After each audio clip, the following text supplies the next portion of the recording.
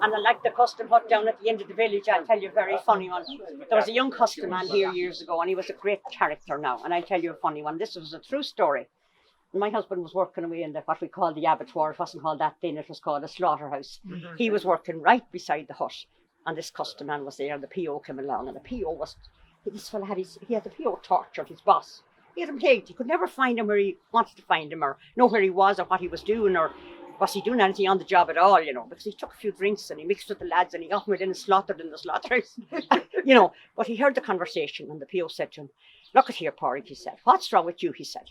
"I'm sick and tired looking for you. I've spent 2 days trying to find you," he said. "Where were you when you should be in such a place? Where were you?"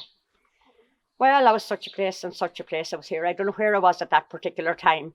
And he says to him, "Well," he says, "what have you to say for yourself, Porrick?"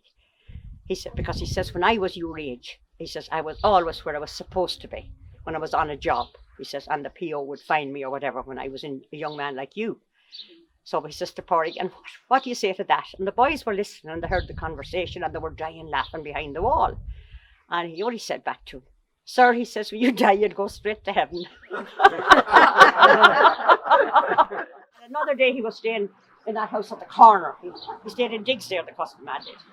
And he was showing up nothing. He was confiscating no goods on the border or doing nothing hardly, So he decided he took a pound of butter out of the fridge and he took it down to the hut with him. And he had it to show the PO. He got a pound of butter off somebody, which was fantastic.